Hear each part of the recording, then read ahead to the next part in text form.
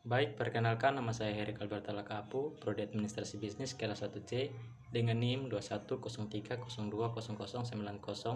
Fakultas Ilmu Sosial dan Ilmu Politik. Pada kesempatan kali ini saya akan mereview buku Pengantar Sosiologi. Babnya yang pertama, pendahuluan. A. Definisi sosiologi. Sosiologi berasal dari kata Latin socius yang berarti kawan dan logos yang berarti kata atau berbicara. Jadi, sosiologi berarti berbicara mengenai masyarakat. Bagi Comte, sosiologi merupakan ilmu pengetahuan kemasyarakatan umum yang merupakan hasil perkembangan ilmu pengetahuan, dan sosiologi harus dibentuk berdasarkan pengamatan terhadap masyarakat, bukan merupakan spekulasi. B. Perhatian terhadap masyarakat sebelum Comte. Seorang filsuf Barat yang pertama kali menelaah masyarakat secara sistematis adalah Plato, bahwa masyarakat sebenarnya merupakan refleksi dari manusia perorangan dan suatu masyarakat akan mengalami kegoncangan. Aristoteles mengikuti sistem analisis secara organis dari Plato. Dalam bukunya Politik, Aristoteles mengadakan satu analisis mendalam terhadap lembaga-lembaga politik dalam masyarakat. Pada akhir abad pertengahan muncul ahli filsafat Arab, Ibn Khaldun, yang mengemukakan beberapa prinsip pokok untuk menafsirkan kejadian-kejadian sosial dan peristiwa dalam sejarah. Pada abad yang ke-17 ditandai dengan munculnya tulisan Hobbes yang berjudul De Leviathan. Pada abad yang ke-18 muncul ajaran-ajaran seperti John Locke dan J.J. Rousseau yang masih berpegang pada konsep kontrak sosial dari Hobbes. C. Sosiologi Auguste Comte. Auguste Comte adalah orang pertama memakai istilah sosiologi dan yang membedakan antara ruang lingkup dan isi sosiologi dari ruang lingkup dan isi ilmu-ilmu pengetahuan lainnya. Menurut Comte ada 3 tahap perkembangan intelektual. Yang pertama tahap teologis, yang kedua tahap metafisik, yang ketiga ilmu pengetahuan positif. D. Teori-teori sosiologi sesudah Comte, yaitu yang pertama mazhab geografi dan lingkungan, yang kedua mazhab organis dan evolusioner, yang ketiga mazhab formal, yang keempat mazhab psikologi, yang kelima mazhab ekonomi, dan yang keenam mazhab hukum. E. Mazhab-mazhab dan spesialisasi dalam sosiologi. Contoh spesialisasi dalam sosiologi adalah sosialisasi pendidikan. Sosiologi pendidikan adalah cabang sosiologi yang mempelajari lembaga-lembaga dan proses pendidikan. Tujuan utama pendidikan adalah meneruskan kebudayaan kepada generasi muda melalui proses sosialisasi. Bab yang kedua, proses sosial dan interaksi sosial. A. Pengantar. Proses sosial adalah cara-cara berhubungan yang dapat dilihat apabila para individu dan kelompok-kelompok saling bertemu dan menentukan sistem serta bentuk hubungan tersebut, atau apa yang akan terjadi apabila ada perubahan-perubahan yang menyebabkan goyahnya cara hidup yang telah ada. B. Interaksi sosial sebagai faktor utama dalam kehidupan sosial. Interaksi sosial merupakan hubungan sosial yang dinamis, menyangkut hubungan-hubungan antara individu, antar kelompok, maupun antar individu dengan kelompok. C. Syarat-syarat terjadinya interaksi sosial, yaitu yang pertama adanya kontak sosial, yang kedua adanya komunikasi, yang ketiga kehidupan yang terasing. Pentingnya kontak dan komunikasi bagi terwujudnya interaksi sosial dapat diuji pada suatu kehidupan yang terasing atau isolation. Kehidupan terasing yang sempurna ditandai dengan ketidakmampuan mengadakan interaksi sosial dengan orang lain. D. Bentuk-bentuk interaksi sosial. Ada 5 bentuk kerjasama, yaitu sebagai berikut. Yang pertama, kerukunan yang mencakup gotong royong dan tolong-menolong. Yang kedua, bergaining, yaitu pelaksanaan perjanjian mengenai pertukaran barang-barang dan jasa antar 2 organisasi atau lebih. Yang ketiga, kooptasi atau competition, yakni suatu proses penerimaan unsur-unsur baru dalam kepemimpinan atau pelaksanaan politik dalam suatu organisasi sebagai salah satu cara untuk menghindari terjadinya kegoncangan dalam stabilitas organisasi yang bersangkutan. Yang keempat, koalisi atau coalition, yakni kombinasi antara 2 organisasi atau lebih yang mempunyai tujuan-tujuan yang sama. Yang kelima, joint venture, yaitu kerjasama dalam pengusahaan proyek-proyek tertentu, misalnya pengeboran minyak. Bab yang ketiga, kelompok-kelompok sosial dan kehidupan masyarakat. A. Pengantar. Manusia pada dasarnya adalah makhluk sosial, memiliki naluri untuk hidup dengan orang lain. Naluri manusia untuk selalu hidup dengan orang lain disebut gregariousness, sehingga manusia juga disebut sosial animal. Karena sejak dilahirkan sudah mempunyai dua hasrat atau keinginan pokok, yaitu yang pertama, keinginan untuk menjadi satu dengan manusia, satu dengan yang lainnya. Yang kedua, keinginan untuk menjadi satu dengan suasana alam sekelilingnya. B. Pendekatan sosiologi terhadap kelompok-kelompok tertentu. Kelompok sosial atau social group adalah himpunan atau kesatuan-kesatuan manusia yang hidup bersama, oleh karena adanya hubungan antara mereka. Hubungan tersebut antara lain menyangkut hubungan timbal balik yang saling mempengaruhi dan juga suatu kesadaran untuk saling menolong. C. Tipe-tipe kelompok sosial. Tipe-tipe kelompok sosial dapat diklasifikasikan dari beberapa sudut atau dasar berbagai kriteria atau ukuran, antara lain: yang pertama, besar kecilnya jumlah anggota; yang kedua, derajat interaksi sosial; yang ketiga, kepentingan dan wilayah; yang keempat, berlangsungan suatu kepentingan; yang kelima, derajat organisasi; yang keenam, kesadaran akan jenis yang sama, hubungan sosial, dan tujuan. D. Kelompok-kelompok sosial yang tidak teratur. Yang pertama, kerumunan atau crowd. Kerumunan atau crowd adalah individu-individu yang berkumpul secara kebetulan di suatu tempat pada waktu yang bersamaan. Bentuk-bentuk antara lain: yang pertama, kerumunan yang berartikulasi dengan struktur sosial; yang kedua, penonton atau pendengar yang formal; yang ketiga, kelompok ekspresif yang telah direncanakan; yang keempat, yang bersifat sementara; yang kelima, yang kurang menyenangkan; yang keenam, kerumunan orang-orang yang sedang dalam keadaan panik. Yang kedua, publik. Publik merupakan kelompok yang tidak merupakan kesatuan. Setiap aksi publik diprakarsai oleh keinginan individual yang masih mempunyai kesadaran akan kedudukan sosial yang sesungguhnya dan juga masih lebih mementingkan kepentingan pribadi daripada mereka yang bergabung dalam kerumunan. E. Pedesaan atau rural community dan masyarakat perkotaan atau urban community. Yang pertama, masyarakat setempat atau community. Istilah masyarakat setempat menunjuk pada bagian masyarakat yang bertempat tinggal di suatu wilayah dengan batas-batas tertentu, di mana faktor utama yang menjadi dasarnya adalah interaksi yang lebih besar di antara anggota dibandingkan dengan interaksi dengan penduduk di luar batas wilayah. Yang kedua, tipe-tipe masyarakat setempat. Dalam mengklasifikasikan masyarakat-masyarakat setempat dapat dipergunakan kriteria yang saling berpaut, yaitu A. Jumlah penduduk; B. Luas, kekayaan, dan kepadatan penduduk daerah pedalaman; C. Fungsi-fungsi khusus dari masyarakat setempat terhadap seluruh masyarakat; D. Organisasi masyarakat setempat yang bersangkutan. Pedesaan dan masyarakat perkotaan.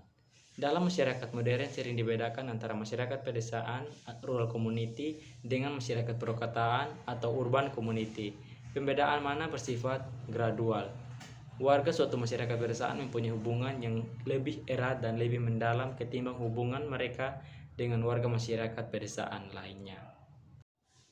F. Kelompok-kelompok kecil atau small group. Small group adalah satu kelompok secara teoritis terdiri paling sedikit 2 orang, di mana orang-orang saling berhubungan untuk memenuhi tujuan-tujuan tertentu yang menganggap hubungan itu sendiri penting baginya.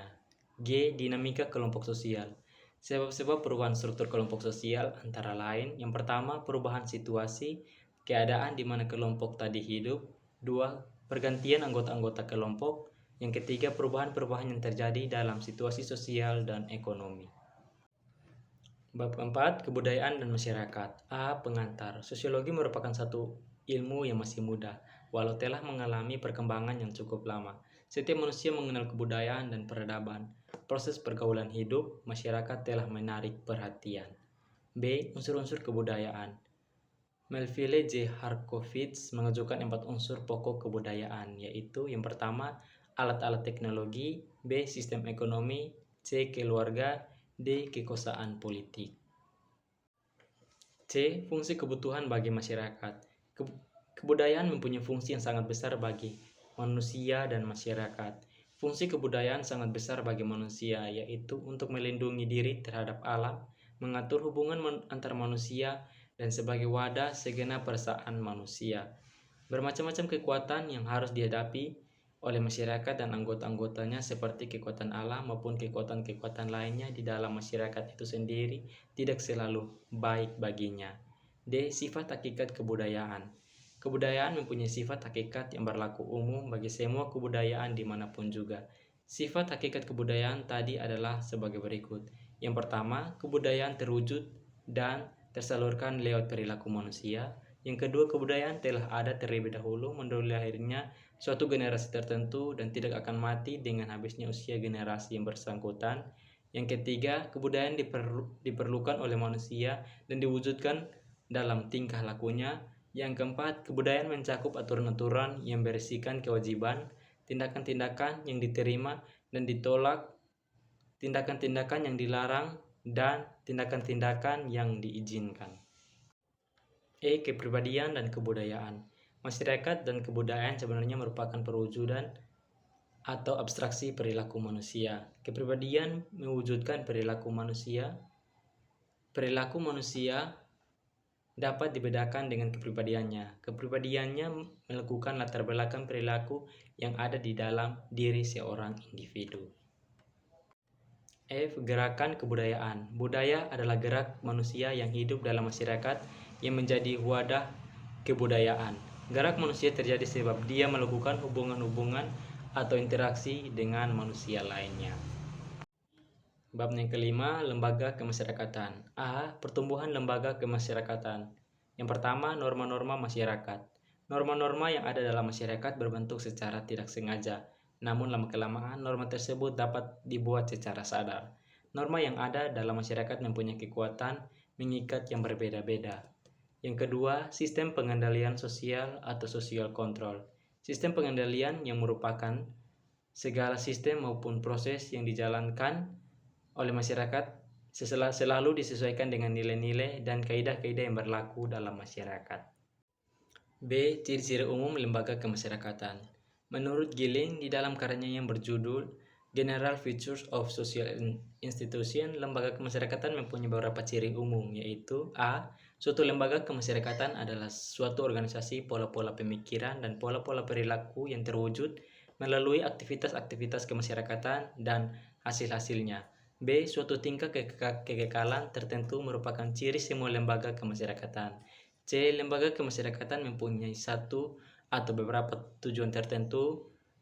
D. Lembaga kemasyarakatan mempunyai alat-alat perlengkapan yang dipergunakan untuk mencapai tujuan lembaga yang bersangkutan. E. Lambang-lambang biasanya juga merupakan ciri khas lembaga kemasyarakatan. F. Suatu lembaga kemasyarakatan mempunyai suatu tradisi tertulis atau yang tak tertulis yang merumuskan tujuannya, tata tertib yang berlaku, dan yang lain-lain. D. Tipe-tipe lembaga kemasyarakatan. Yang pertama, dari sudut perkembangannya. Yang kedua, dari sudut sistem nilai-nilai yang diterima masyarakat. Yang ketiga, dari sudut penerimaan masyarakat. Yang keempat, dari sudut penyebarannya. Yang kelima, dari sudut fungsinya. Bab yang keenam, lapisan masyarakat atau stratifikasi sosial. A. Terjadinya lapisan masyarakat. Adanya sistem lapisan masyarakat dapat terjadi dengan sendirinya dalam proses pertumbuhan masyarakat itu, tetapi ada pula yang dengan sengaja disusun untuk mengejar suatu tujuan bersama. B. Sifat sistem lapisan masyarakat. Sifat sistem lapisan masyarakat dapat tertutup atau closed social stratification dan ada pula terbuka atau open social stratification. C. Kelas-kelas dalam masyarakat atau social classes. Kelas sosial atau social class adalah semua orang dan keluarga yang sadar akan kedudukannya di dalam suatu lapisan, sedang kedudukan mereka itu diketahui dan diakui oleh masyarakat umum. D. Dasar lapisan masyarakat. Yang pertama, ukuran kekayaan atau material. Yang kedua, ukuran kekuasaan. Yang ketiga, ukuran kehormatan. Yang keempat, ukuran ilmu pengetahuan. E. Unsur-unsur lapisan masyarakat, yaitu yang pertama kedudukan atau status, yang kedua peranan atau role. F. Lapisan yang sengaja disusun. Chester E. Bernard secara khusus membahas sistem lapisan yang sengaja disusun dalam organisasi-organisasi formal untuk mengejar suatu tujuan tertentu. G. Mobilitas sosial atau social mobility. Yang pertama, pengertian umum. Gerak sosial atau social mobility adalah gerak dalam struktur sosial, yaitu pola-pola tertentu yang mengatur organisasi suatu kelompok sosial. Yang kedua, tujuan penelitian gerak sosial. Para sosiolog meneliti gerak-gerak sosial terutama untuk mendapatkan keterangan-keterangan perihal kelanggengan dan kelangsungan struktur sosial untuk masyarakat tertentu. Yang ketiga, beberapa prinsip umum gerak sosial yang vertikal. Yang pertama, hampir tak ada masyarakat dengan sistem lapisan yang tertutup secara mutlak. Yang kedua, betapapun terbentuknya sistem lapisan dalam suatu masyarakat, tak mungkin gerak sosial vertikal dilakukan dengan bebas, sedikit banyaknya akan ada hambatan-hambatan. Yang ketiga, gerak sosial vertikal yang umum berlaku bagi semua masyarakat tak ada. Setiap masyarakat mempunyai ciri-ciri khas sebagai gerak sosial yang vertikal. Babnya yang ketujuh, kekuasaan, wewenang, dan kepemimpinan. Kekuasaan mempunyai peranan yang dapat menentukan nasib berjuta-juta manusia. Karena itu, soal kekuasaan amat menarik perhatian para ahli ilmu pengetahuan masyarakat. Sesuai dengan sifatnya sebagai ilmu pengetahuan, sosiologi tidak memandang kekuasaan sebagai sesuatu yang bijak, yang baik, atau buruk. Akan tetapi, sosiologi mengakui kekuasaan sebagai unsur yang sangat penting dalam kehidupan masyarakat. Apabila kekuasaan dijelmakan pada diri seseorang, maka biasanya orang itu dinamakan pemimpin, dan mereka menerima pengaruhnya adalah pengikut-pengikutnya. Bedanya antara kekuasaan dan wewenang adalah bahwa setiap kemampuan untuk mempengaruhi pihak lain dapat dinamakan kekuasaan, sedangkan wewenang adalah kekuasaan yang ada pada seseorang atau sekelompok orang yang mendapat pengakuan masyarakat. Bab yang ke-8, perubahan sosial dan kebudayaan. A. Pembatasan pengertian. Yang pertama, definisi. Para sosiolog dan antropolog dalam mempersoalkan mengenai pembatasan pengertian perubahan sosial dan kebudayaan agar tidak timbul kekabut-kabutan, sehingga dibuatlah batasan sehingga diinventarisasi rumusan-rumusan seperti berikut. William F. Ortburn mengemukakan ruang lingkup perubahan sosial meliputi unsur-unsur kebudayaan, baik yang material maupun immaterial, dengan menekankan unsur-unsur kebudayaan material terhadap unsur-unsur immaterial. Yang kedua, teori-teori perubahan sosial. Banyak yang berpendapat bahwa kecenderungan terjadinya perubahan sosial merupakan gejala wajar yang timbul dari pergaulan hidup manusia. B. Hubungan antara perubahan sosial dan perubahan kebudayaan. Teori-teori mengenai perubahan masyarakat sering mempersoalkan perbedaan atau perubahan kebudayaan. Perbedaan ini tergantung dari adanya perbedaan pengertian tentang masyarakat dan kebudayaan. Apabila perbedaan pengertian tersebut dapat dinyatakan dengan tegas, maka dengan sendirinya perbedaan antara perubahan sosial dan perubahan kebudayaan dapat dijelaskan. C. Beberapa bentuk perubahan sosial dan kebudayaan. Perubahan lambat dan cepat. Perubahan memerlukan waktu yang lama dengan proses rentetan perubahan kecil yang saling mengikuti dengan lambat yang dinamakan evolusi dan terjadi tanpa ada rencana atau kehendak tertentu. D. Faktor-faktor yang menyebabkan perubahan sosial dan kebudayaan, yaitu yang pertama, bertambah atau berkurangnya penduduk, yang kedua, penemuan-penemuan baru, yang ketiga, pertentangan masyarakat, yang keempat, terjadinya pemberontakan atau revolusi. E. Faktor-faktor yang mempengaruhi jalannya proses perubahan. Penyebab terjadinya perubahan sosial dan kebudayaan terbagi menjadi dua, yaitu faktor yang mendorong dan faktor yang menghambat terjadinya sebuah perubahan, dan semua akan diterapkan dalam bentuk poin-poin sebagai berikut. Yang pertama, faktor yang mendorong perubahan. Yang kedua, kontak dengan kebudayaan lain. Sekian dari saya, kurang lebihnya mohon maaf dan terima kasih.